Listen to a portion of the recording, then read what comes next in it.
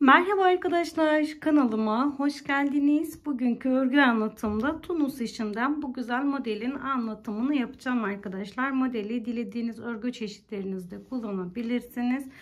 Modelimiz iki sıradan oluşuyor. Dilerseniz iki renk de yapabilirsiniz. Ben bu modelimde tek renk tercih ettim. Modelin ön yüzü bu şekilde ve modelimizin arka yüzünde bu şekilde arkadaşlar.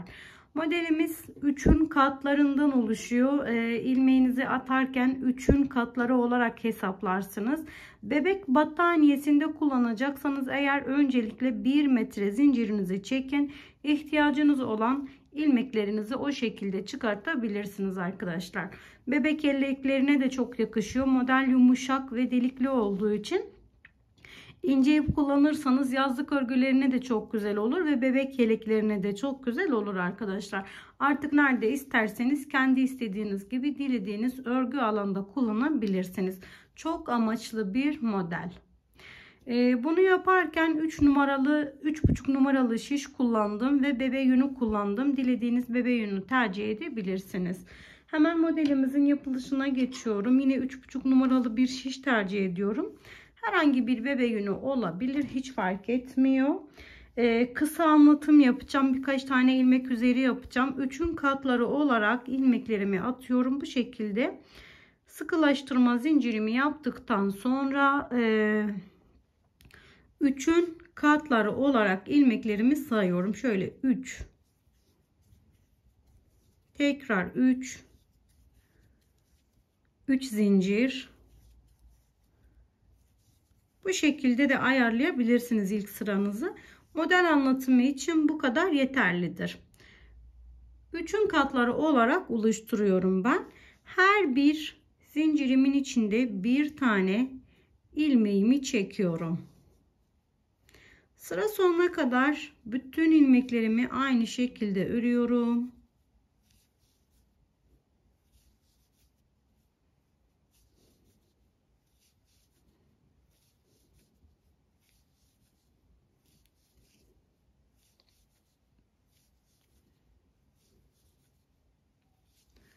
Sıra sonuna kadar bütün ilmeklerimi çektim. Böylece birinci sıramızı yaptık. Geri dönüşlerimizi yaparken her zaman 2 taneyi birlikte çekiyoruz. 2 tane aldım. Bu sefer şu ikiyi birlikte aldım. 2 sıra sonuna kadar geri dönelim.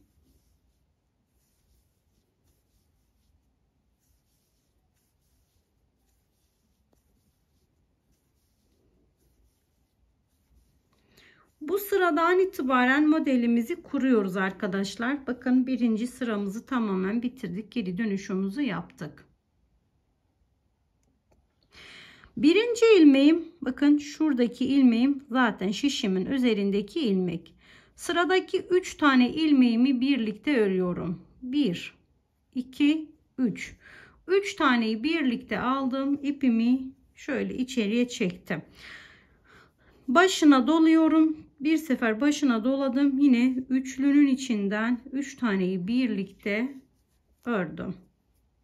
Tekrar sıradaki 3 tane ilmeğimi ördüm.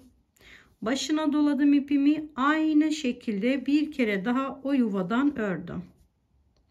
Yine sıradakini öncelikle üçünü birlikte ördüm. Başına doladım. Tekrar bir defa ördüm. 3 taneyi birlikte ördüğümüz ilmeği tekrar 3'e yükseltiyoruz başına dolayarak. Sıradaki 3 tane ilmeğimi ördüm. Başına doladım. Tekrar üçünü birlikte ördüm. Yine 3 taneyi birlikte ördüm. Başına dolayıp tekrar ördüm. 2 tane kenar ilmeğim kaldı. Öncelikle bir tanesini tek başına ördüm. Son kenar ilmeğimi 2 katından bu şekilde ördüm ki kenar kısmı düzgün dursun.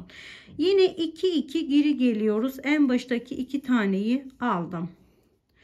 Yine sıradaki tığımın üzerindeki bir geriden bir tane aldım. Yine aynı şekilde sırasına göre gelen ilmeklerimizi alıyoruz.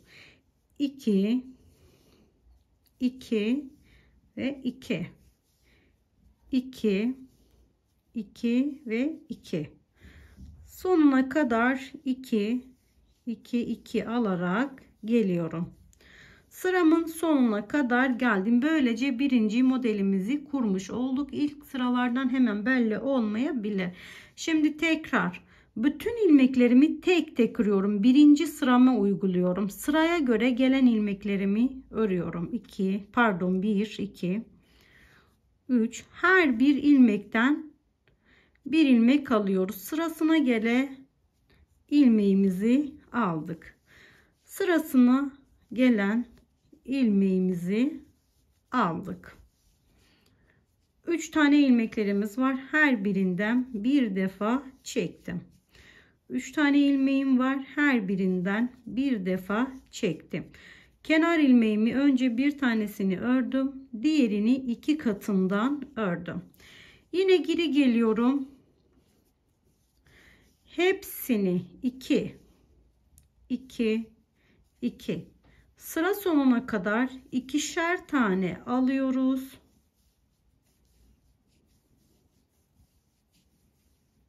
Sıra sonuna kadar ikişer tane aldım.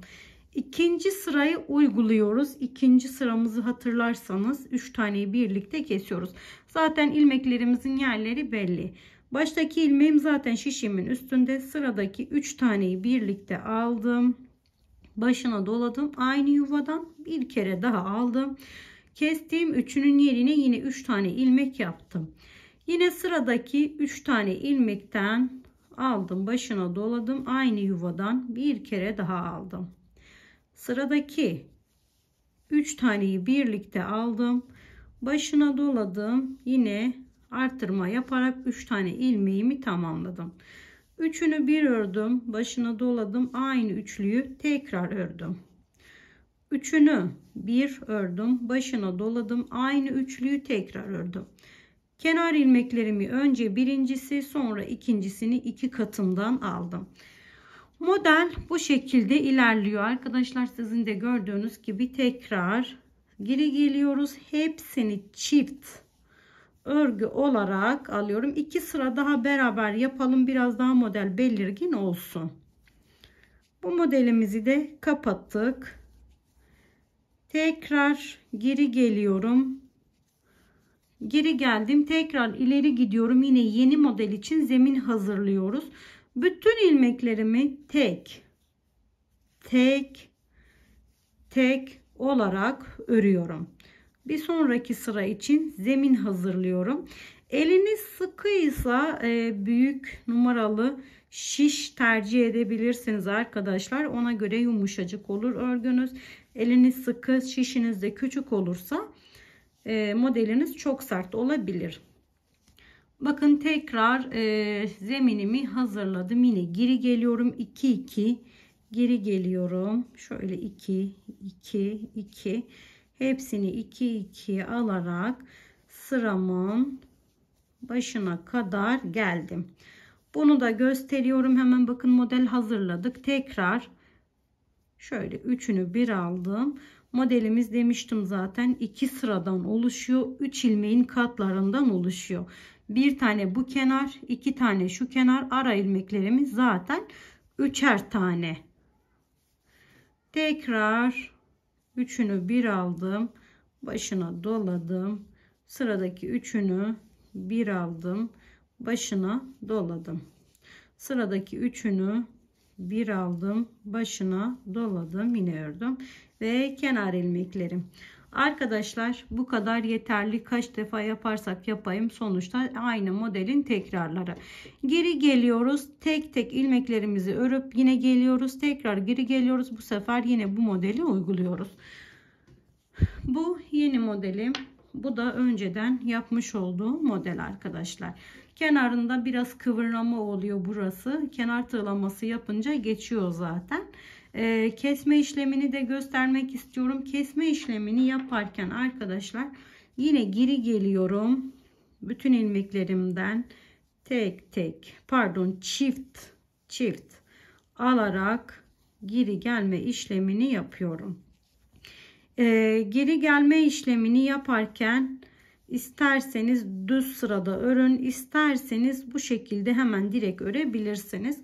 Ben böyle göstermek istiyorum. Kesme işlemini yaparken hemen sıradaki ilmekten alıyoruz, başına sardım, direkt çektim. Sıradaki ilmekten alıp başına sardım, direkt çektim. Sıradaki ilmekten alıp başına sardım, direkt çektim. Bakın bu şekilde başına sardım, direkt çekiyorum. Şöyle kaydırma yöntemi aslında. Kaydırma yöntemi herkes artık biliyor. Başına sarıp çektim. İpimi başına sarıp direkt içinden çektim. Bu kesme işlemini her türlü örgülerinize uygulayabilirsiniz. Yani tunus işiyle örülmüş bütün örgülerinize uygulayabilirsiniz. Son ilmeğimi sık iğne olarak örüp 2-3 zincir çektikten sonra modelinizi koparabilirsiniz. Böylece ilk sıra ve son sıra eşitlenmiş oldu. Yine modelimin sonuna geldim arkadaşlar. Umarım sizler için faydalı bir anlatım olmuştur. Beni izlediğiniz için teşekkürlerimi iletiyorum. Başka bir örgü modelinde tekrar görüşmek dileğiyle. Şimdilik hoşça kalın, sağlıkla kalın.